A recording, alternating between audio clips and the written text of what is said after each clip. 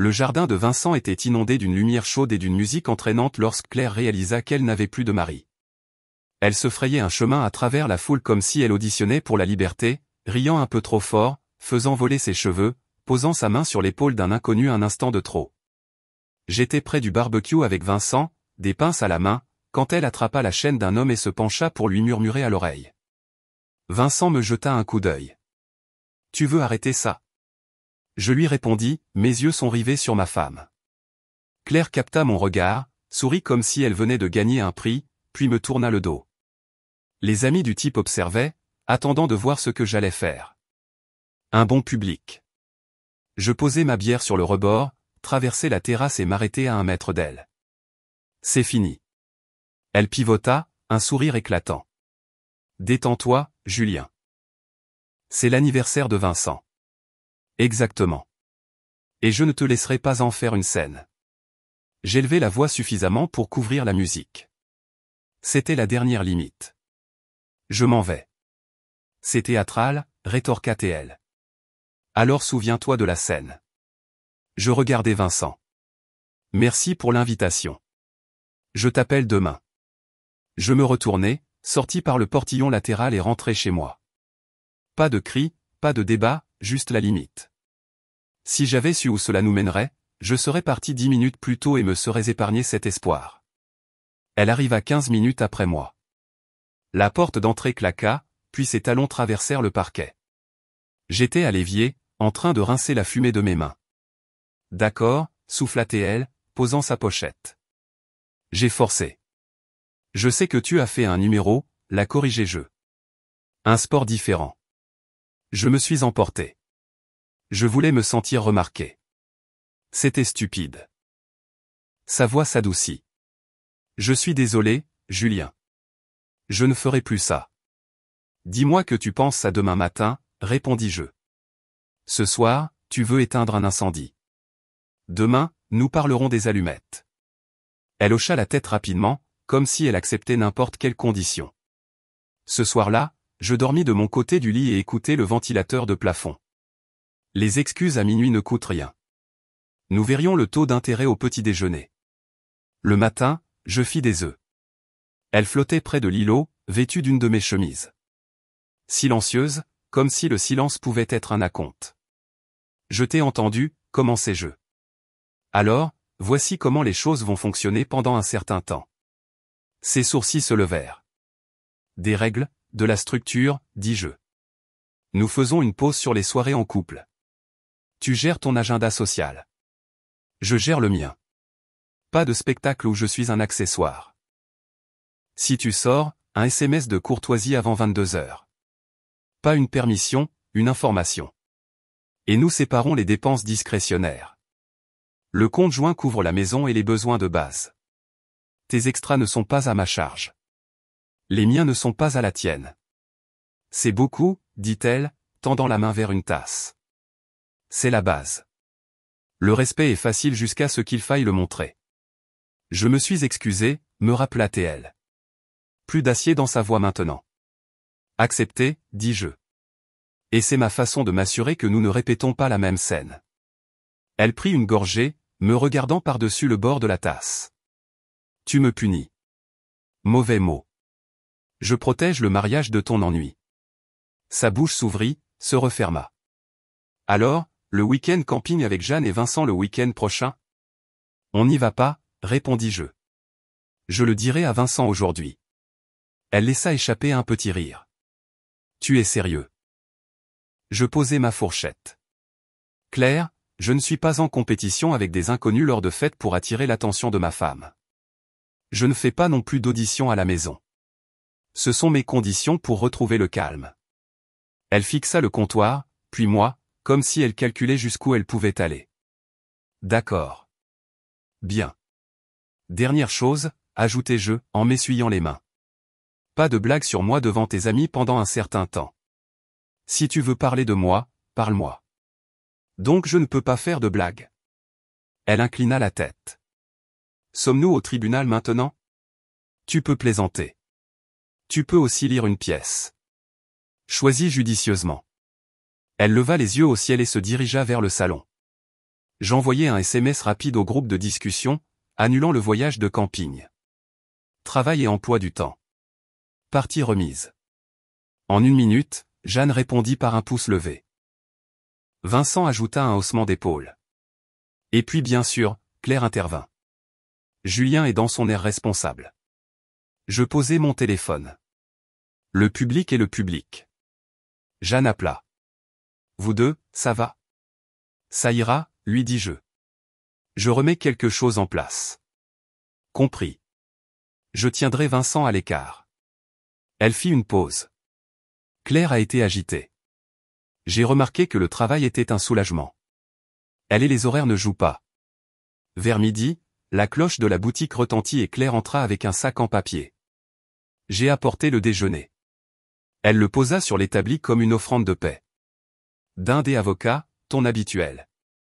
Daniel, mon contremaître, leva les yeux de la liste de découpe, me jeta un coup d'œil et sortit dans la cour avec une pile de planches.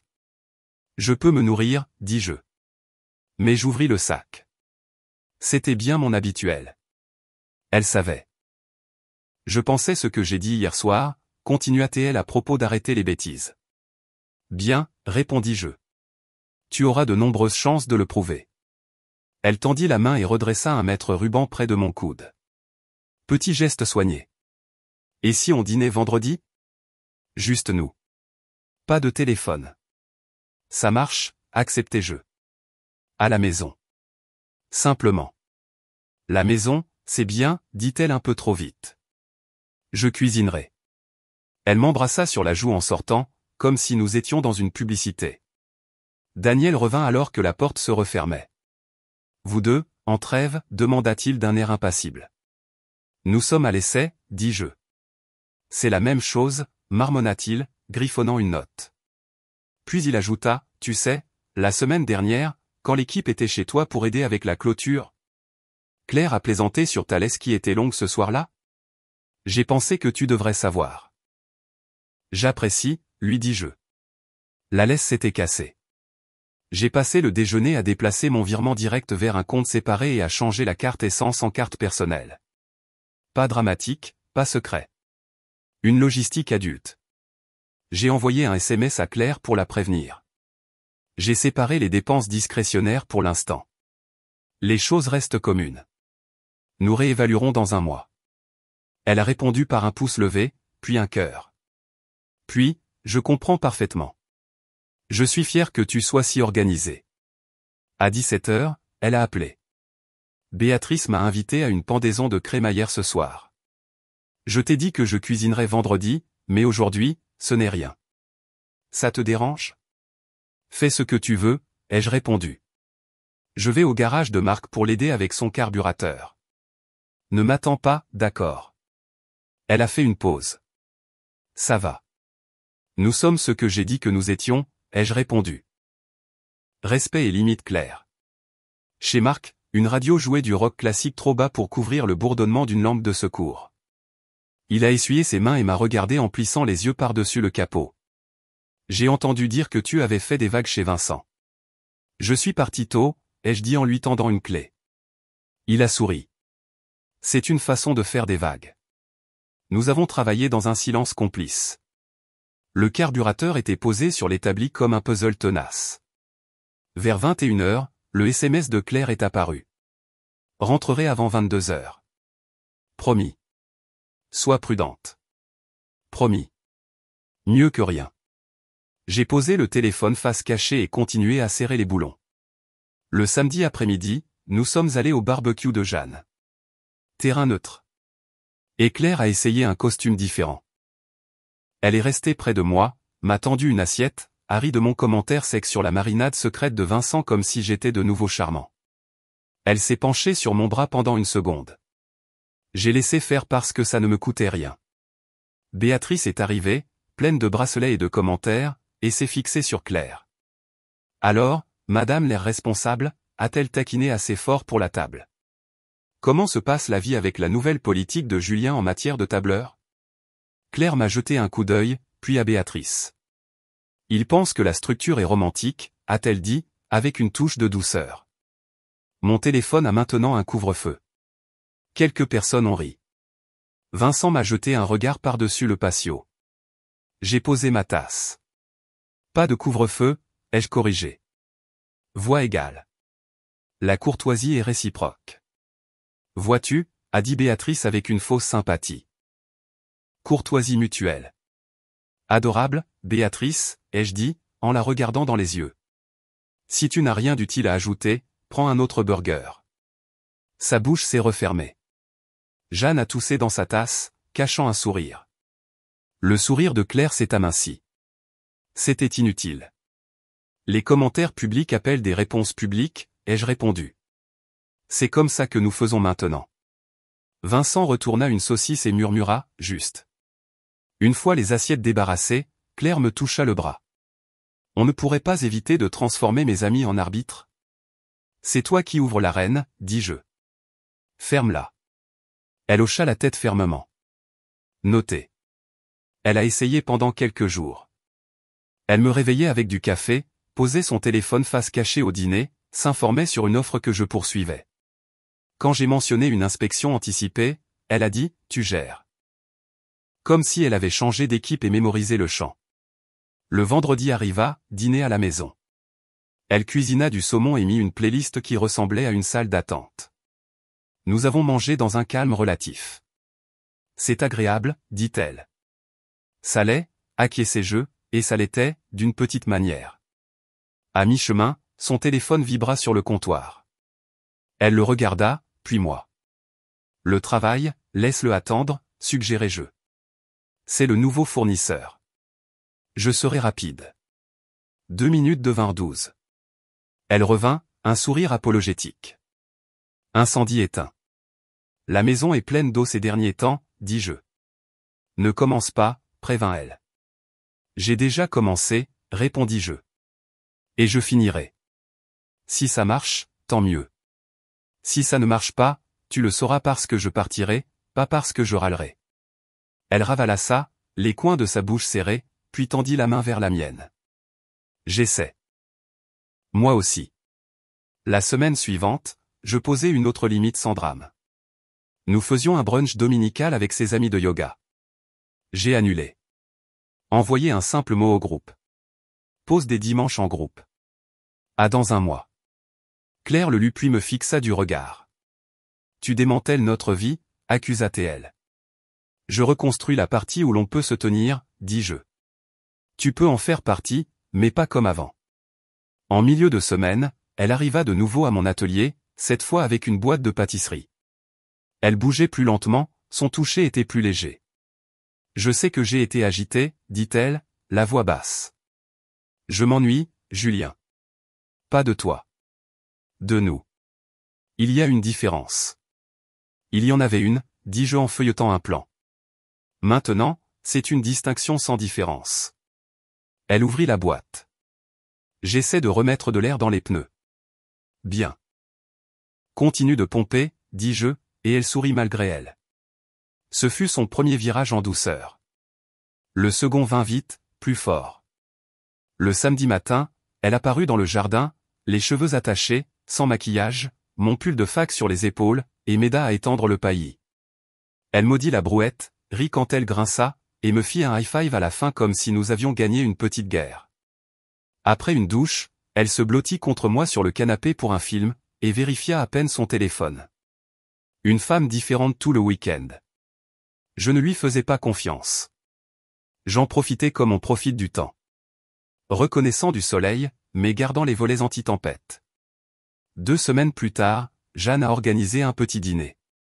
Vin et lasagne. 6 d'entre nous autour de la table, paisibles jusqu'à ce que Béatrice ne puisse pas s'empêcher. Alors, comment se passe le nouveau régime, a-t-elle lancé, en piquant une tomate. Des infractions? Claire a souri. Il tient une feuille Excel, a-t-elle dit. Date, heure, violation. Mignon, ai-je dit, sans sourire. Continue. Vincent s'est penché en arrière. Peut-être laisse tomber les détails, Claire. Elle l'a repoussé. Ça va, n'est-ce pas, Julien? Nous sommes en probation, ai-je dit. Mot différent. Mon Dieu, a-t-elle ri. Tu es épuisant. C'est mon point, ai-je répondu. Le silence a frappé la table. Il est resté là jusqu'à ce que Jeanne change de sujet pour parler de son jardin. Plus tard, dans la cuisine, Claire m'a coincé près de l'évier. « Tu m'as humilié. Tu as écrit le scénario », ai-je répondu. J'ai lu ma réplique. Elle a fixé le vide. « Tu changes vraiment. » Finalement, cette nuit-là, à la maison, elle tenta de nouveau de me charmer, plus doucement cette fois.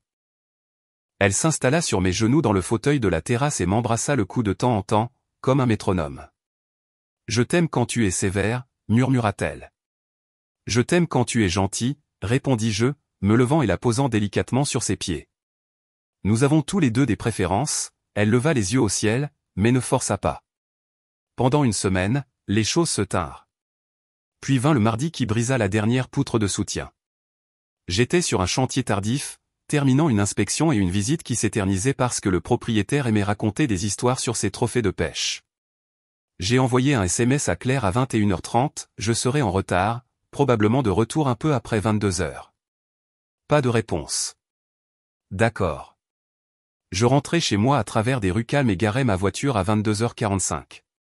Lumière de la cuisine éteinte, salon sombre, chambre vide.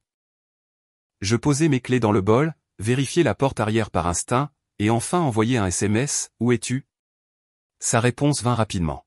« Je ne suis pas ta propriété. Je serai en retard. » N'appelle pas, je restai là, le téléphone à la main, et quelque chose de très simple se déclencha. Pas un cri, pas une blessure, un interrupteur. J'ai tapé, « Je ne suis plus ton mari à partir de cet instant. » Ne reviens pas, puis j'ai posé le téléphone sur le comptoir comme un outil dont je n'aurais plus besoin pour le reste du travail et je suis allé au placard. J'ai descendu ses valises, la bleue, la grise, et j'ai commencé à faire ses affaires. Pas de colère, pas de désordre. Des piles soignées. Vêtements de travail, vêtements de week-end, chaussures et sacs, tiroir de salle de bain dans une trousse de toilette. J'ai rassemblé ses chargeurs, sa trousse de maquillage, son livre de bibliothèque. J'ai débranché son miroir de coiffeuse et enroulé le cordon. J'ai pris la clé de rechange du crochet et l'ai posée sur la table. J'ai appelé Théo, le voisin qui fait de la serrurerie à côté. Il a répondu au deuxième coup. « Ça va, mon vieux ? J'ai besoin de changer un cylindre ce soir, lui dis-je. Avant et arrière. Je paierai le double. J'apporte le kit, répondit-il. Donne-moi 20 minutes. Il est arrivé en 15, silencieux comme un chat. J'ai tenu la lampe de poche pendant qu'il changeait le matériel. Il n'a pas posé de questions, m'a juste remis les nouvelles clés une fois que nous avons eu fini et a pris les anciennes dans un sac zip. « Tu veux que je reste » demanda-t-il. « Ça va » lui dis-je. « Merci. Appelle si tu as besoin de moi » dit-il, et il est parti. J'ai posé les deux valises près de la porte et me suis assis à la table de la cuisine. 23h29. Je l'ai entendu surlocaliser une courtoisie sur laquelle nous nous étions mis d'accord des années auparavant. Assise à une adresse que je ne reconnaissais pas. Je ne l'ai pas fixée. Mes décisions n'ont pas besoin de GPS. Des phares balayèrent le mur juste après minuit. La poignée de la porte claqua. Pause. Claqua de nouveau. Puis la porte fut martelée. 3 coups courts. Julien. Sa voix était pleine de reproches. Ma clé ne marche pas, j'ai ouvert la porte avec la chaîne. Elle avait son sac à main dans une main et l'indignation dans l'autre. Que as-tu fait ? S'exclama-t-elle. Je fermai la porte, glissai la chaîne et l'ouvris complètement. Tes valises. Elle regarda en bas, puis en haut, puis de nouveau en bas. Qu'est-ce que c'est ? Je finis la conversation que tu as commencée, dis-je, d'une voix calme. Je tendis ma bague. Et ça ? Son visage passa par 3 expressions que je n'eus pas le temps de cataloguer. C'est insensé. On s'est disputé. Non, corrigeai-je. Nous avons eu un test. Tu as envoyé la réponse. Je l'ai lu. Elle jeta un coup d'œil derrière moi vers la cuisine. On peut parler. On ne parlera pas, répondis-je. Tu l'as écrit toi-même. Je ne suis pas ta propriété. Exact. Et je ne garde pas ce qui n'est pas à moi. Ce sont tes affaires. Va chez tes parents, tes amants, tes amis, qui tu veux. Mais tu ne vis plus ici à partir de cet instant. Tu ne peux pas faire ça, rétorqua TL.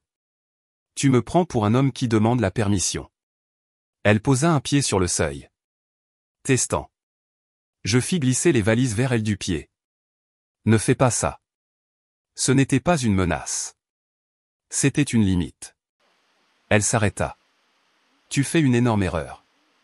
Peut-être, dis-je, mais je ne fais pas la même 2 fois. Julien, écoute-moi. J'écoute depuis des mois. Maintenant, c'est fini. Prends tes sacs. Ses yeux se remplirent de larmes. Elle tendit la main vers la bague dans ma main. Je la lui mis dans la sienne. Où suis-je censé aller? Demanda-t-elle, plus doucement. Il est minuit. Ta famille, dis-je. Ou un ami.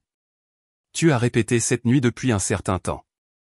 Tu ne t'attendais juste pas à ce que je dise ma réplique. Elle tenta un dernier angle. Tu regretteras ça demain matin. Demain matin, dis-je, je déposerai les papiers. Elle soutint mon regard comme si elle pouvait y puiser quelque chose. Ne trouvant rien, elle prit les poignets, se retourna et descendit les marches. Les roues claquèrent 2 fois sur le béton. Je fermai la porte, tournai le pen dormant et posai mes nouvelles clés sur la table. J'ai dormi. Pas bien, pas mal. Juste à l'horizontale avec une décision claire dans la pièce. À 8h pile, j'ai pris une douche, me suis rasé, mis une chemise propre et me suis rendu au greffe. La paperasse est ennuyeuse jusqu'à ce qu'elle vous sauve la vie. J'ai rempli chaque ligne. En rentrant, je me suis arrêté pour un café et j'ai envoyé un seul message à Claire depuis un nouvel email que j'avais créé à cet effet. Tes articles restants sont emballés. Disponibilité pour la collecte samedi de 10h à 12h ou dimanche de 14h à 16h. Répondez ici seulement. Le téléphone a sonné 5 fois avant midi, son numéro clignotant. Je l'ai laissé sonner. Elle a laissé 4 messages que je n'ai pas écoutés. Jeanne a envoyé un SMS, tu es à la maison. Qu'est-ce qui s'est passé? Appelle-moi. Je lui ai répondu, je vais bien. J'ai pris une décision. J'expliquerai plus tard. Au travail, Daniel m'a regardé mesurer une série d'armoires. Tu as l'air 10 kilos plus léger, a-t-il observé. Je suis 10 kilos plus clair, ai-je corrigé. Quoi que tu aies fait, a-t-il dit. Tu l'as fait proprement. C'était le but. Claire a envoyé un email à 14h. Nous ne devrions pas jeter des années à la poubelle pour une seule nuit. Je suis désolé pour ce message. J'étais en colère. S'il te plaît, rencontre-moi. J'ai répondu, nous ne jetons rien. Nous le posons. Samedi de 10h à 12h ou dimanche de 14h à 16h pour le reste de tes affaires. À 18h, Vincent a appelé. Je lui ai répondu parce que Vincent mérite des réponses. J'ai entendu, a-t-il commencé. Je sais, ai-je dit. Tu es sûr? Je suis sûr, ai-je répondu. Je lui ai donné toutes les chances. J'ai mis une clôture autour de nous. Elle l'a escaladé. Silence. Tu as besoin de quelque chose? Dîner, ai-je dit, me surprenant moi-même. Quelque chose de stupide et de gras. Il a ri une fois. J'arrive, lui et Jeanne sont arrivés avec des sacs en papier et des visages calmes. Nous avons mangé à l'îlot. Jeanne a finalement demandé, elle a vraiment fait ça? Elle m'a envoyé un message, ai-je dit. J'en ai envoyé un en retour. Puis je l'ai suivi. Jeanne a posé son menton sur sa main. Elle n'arrête pas de m'appeler. Tu peux répondre si tu veux, lui ai-je dit. Juste ne porte pas de message. Je ne négocie pas. Nous ne le ferons pas, Vincent a promis. Samedi matin, le père de Claire est arrivé en pick-up. C'est un homme respectable qui aime la chasse et ne parle pas beaucoup. Il m'a regardé comme s'il avait vu beaucoup de jeunes hommes se croire forts. Je l'ai regardé en retour comme si je l'étais enfin. Elle est dans le camion, a-t-il dit. Je m'en doutais.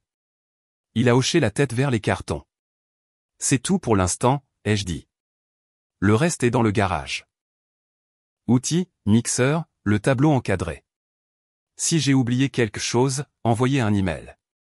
Je ne joue pas à cache-cache. Il a pris une inspiration. Vous deux, monsieur. Les jeux coupés. Je vous respecte. Je ne discuterai pas de votre fille avec vous. Je porterai les choses lourdes et tiendrai la porte. C'est tout. Il m'a étudié une seconde de plus, puis a hoché la tête une fois. Nous avons déplacé les cartons. Claire est restée dans la cabine, lunettes de soleil, sans lever les yeux. Son père a fermé le haillon et m'a tendu la main. Bonne chance. Vous aussi, ai-je dit et le pensais. Dimanche soir, ma maison redevenait un foyer. Calme. Je me suis assis sur le porche et j'ai écouté le silence. Le ciel faisait ce qu'il fait toujours, sans que je lui donne d'instructions. La semaine suivante, j'ai bloqué son numéro. Elle en a trouvé de nouveaux. Je les ai bloqués. Elle m'a envoyé des emails. Je n'ai répondu qu'à la logistique, aux dates et heures, au reçu pour le partage des charges, une courte note sur le réacheminement du courrier. Je n'ai jamais répondu à une phrase qui commençait par « Pourquoi » ou « S'il te plaît » ou « Souviens-toi ».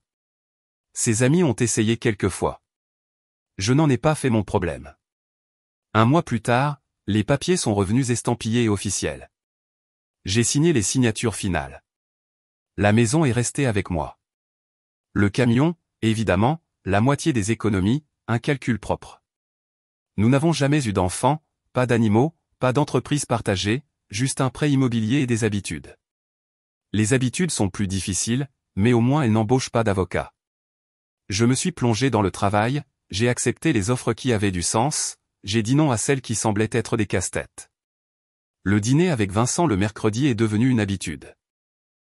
Jeanne m'a enrôlé pour réparer une étagère qui était de travers depuis 2 ans. J'ai acheté un fumoir d'occasion et j'ai appris à l'utiliser suffisamment bien pour nourrir les gens sans empoisonner personne. Le samedi, j'allais à la salle de sport tôt, à l'épicerie ensuite, et au magasin de bricolage avec une liste. Une vie tranquille n'est pas ennuyeuse si on la construit bien. J'ai essayé de sortir, un café avec une infirmière qui riait comme si elle ne connaissait personne. Des verres avec une avocate qui posait des questions pointues et payait la 2e tournée. Une randonnée avec une professeure qui détestait les petites conversations et adorait les cartes de sentier. Des femmes agréables. Rien n'a encore accroché. Ce n'est pas un échec. C'est un rythme. Toutes les quelques semaines, Claire tentait une nouvelle approche. Un email, un message via Béatrice, une note manuscrite laissée dans la boîte aux lettres comme dans un film. Les répliques changeaient, mais le but non. Me ramener dans un endroit où l'irrespect semblait normal. J'ai tout ignoré poliment. C'est une chose que les gens oublient. On peut ignorer poliment. Ce n'est pas cruel. C'est clair. J'ai croisé Béatrice une fois à l'épicerie. Elle a fixé mon chariot comme si mon lait était une confession. Alors, c'est vraiment fini? C'était fini la nuit où elle m'a envoyé ce message, ai-je dit. Je n'ai rien possédé. J'ai pris sa parole. Elle ne le pensait pas, elle l'a tapé. J'ai répondu. C'est suffisant. Elle a bougé. A essayé de prendre le dessus. Elle ne va pas très bien. Je le crois, ai-je dit. Les choix ont des factures. Béatrice a cligné des yeux. Tu es plus froid que je ne l'imaginais. Je suis plus chaleureux envers moi-même que je ne l'étais. À la fin de l'été, Vincent et Jeanne ont organisé un autre barbecue. Moins de monde, pas de chichi. Nous avons mangé des côtes de porc sur des assiettes en carton et raconté des histoires qui n'avaient pas besoin de méchants. À mi-parcours, Jeanne m'a regardé par-dessus le bord de sa tasse. « Ça va ?» a-t-elle demandé. « Je vais mieux, lui ai-je dit. »« Tu penses que tu lui parleras un jour ?» J'ai parlé. J'ai dit que j'avais fini. Tout ce qui suit un point est du bruit. Sur le chemin du retour, les fenêtres baissées, le camion me semblait appartenir d'une manière qu'il n'avait pas depuis des années. Mon téléphone était silencieux sur la console. Ma maison était là où je l'avais laissée. Mon lit était bien fait avec 2 oreillers et une seule tête. La paix n'est pas dramatique. C'est juste l'absence de bêtises. Les gens aiment penser qu'un homme part quand il est en colère. Je ne l'ai pas fait. Je suis parti quand j'étais parfaitement calme. Elle m'avait clairement dit que je ne possédais rien. J'ai accepté et j'ai rendu ce qui ne m'avait jamais appartenu. La tâche de porter les 2 côtés d'un mariage seul. Je garde mes clés sur le crochet près de la porte. Maintenant, je fais mon café comme je l'aime et laisse la tasse dans l'évier jusqu'à ce que j'ai le temps. Je réponds aux messages de personnes qui pensent ce qu'elles disent. Je regarde les femmes qui me regardent en retour avec respect. Je ne me raconte pas d'histoire dans ma tête sur le fait que quelqu'un changerait si seulement je tendais les mains. J'ai fini de tendre les mains. Si la bonne femme se présente, je la reconnaîtrai. Elle me parlera comme une partenaire et non comme un public. D'ici là, ça va. Je suis à ma table, dans ma maison, avec mon calme et mon emploi du temps et mon doigt sans bague, vivant une vie qui me va comme ma propre veste. Quant à Claire, j'entends des choses. Elle a emménagé dans une maison de ville en location de l'autre côté de la rivière. Elle a troqué ses amis de yoga pour un nouveau groupe de personnes qui utilisent des mots différents pour les mêmes jeux. Ces photos donnent l'impression qu'elle chasse la lumière avec un filet troué. Ce n'est pas mon évaluation. C'est juste ce que ça donne vu de l'autre côté d'une pièce où je ne me tiens plus. Parfois, une limite n'est pas pour l'autre personne, elle est pour vous. La mienne était simple. Je ne serai pas insulté en public, négocié en privé, et ne serai pas obligé de sourire sur les photos. Je ne ferai pas d'audition chez moi. Je ne porterai pas deux personnes seules. Quand elle m'a dit qu'elle n'était pas à moi, j'ai entendu la phrase la plus libre du monde. C'est ça. Je lui ai dit à la porte. Tu n'es pas à moi, et je ne suis pas à toi non plus. Porte fermée, serrure changée, papier signé, vie reprise, et votre abonnement n'est pas encore activé. Vos likes manquent toujours.